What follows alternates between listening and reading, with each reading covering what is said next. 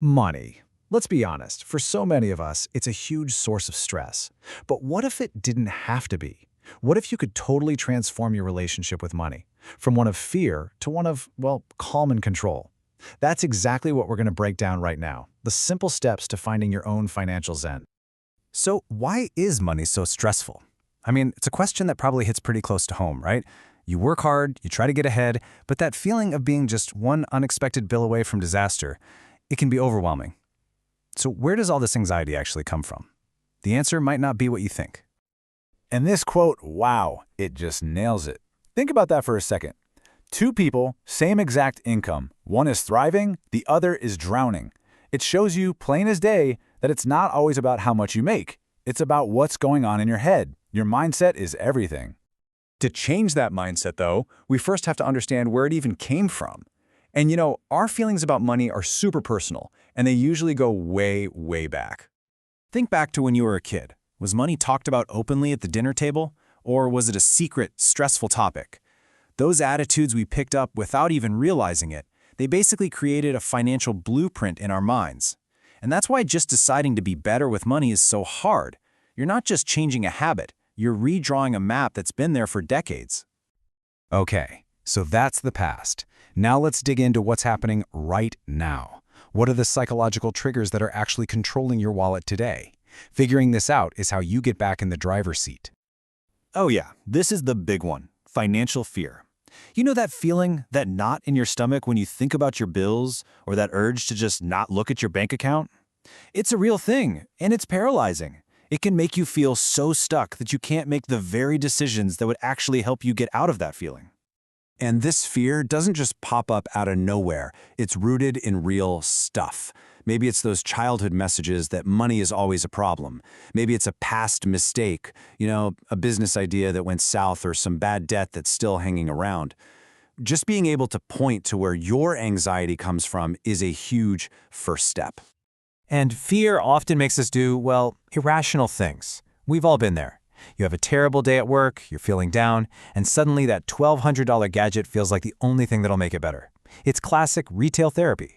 But that little hit of relief is so temporary, and it usually just leads to more stress down the line. Okay, so we get the problem. We see how our minds can work against us. So how do we fight back? How do we fix this? It all starts by taking back control. And the best weapon against chaos and fear is a clear, simple plan. Let's get into rule number 1. Create a plan. The absolute foundation of any financial health is this: live within your means. It sounds so basic, right? Spend less than you earned. But look at the difference here. One path, it builds stability, control, freedom. The other, it's a nonstop cycle of stress and debt. The goal is simple. Make sure more money is coming in than going out. Period. But how do you actually do that? Well, here's an incredibly simple and powerful way to think about it. The 50-30-20 rule. It's so easy to remember. 50% of your take-home pay goes to your absolute needs, rent, food, stuff like that. 30% is for your wants, the fun stuff. And a full 20%, this is crucial, goes to your future self, savings and paying down debt. This isn't about restriction, it's a roadmap to finally feel in control. Okay, once you have that plan, the next step is all about protection. Life is going to throw curveballs at you. It's just a fact. That brings us to rule number 2. Build your fortress. This is about creating a financial defense that can handle pretty much anything. Think about it this way. You wouldn't build a fortress without strong walls or a deep moat, right? Well, your financial cushion, your emergency fund, is exactly that. It's your first line of defense when the car breaks down or you get a surprise medical bill. It's what keeps a small problem from turning into a huge, debt-filled crisis. So what does a good cushion look like?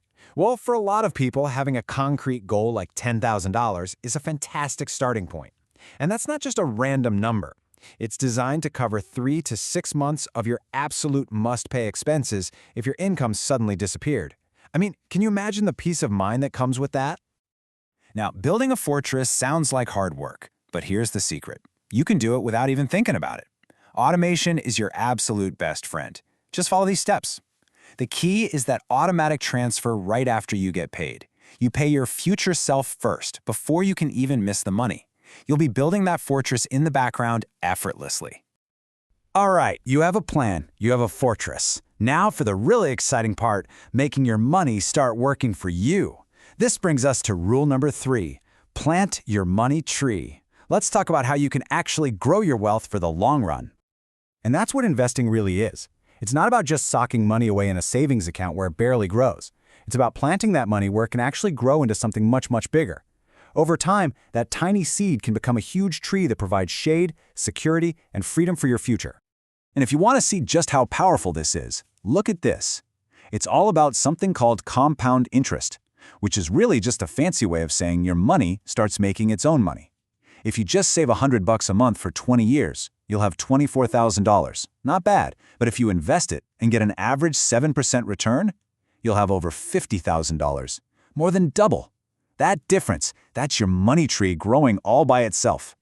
So we've come a long way, right? From figuring out our fears to building a plan, a fortress, and a money tree. This is the path. This is how you go from constant financial stress to real financial strength. And in the end, this is the goal. Financial Zen isn't about being rich. It's not about a fancy car. It's about control. It's about the peace of mind you get when you know you're okay. It's about finally seeing money for what it should be, just a tool to help you build the life you actually want to live. Look, this whole journey, it doesn't start with some giant, scary leap. It starts with one small step. So, what's yours going to be? Are you going to sketch out your 50-30-20 budget? Maybe open that separate savings account right now. Or maybe just take a deep breath and look at your bank statement without fear for the very first time. Whatever it is, the journey starts now. Take that first step.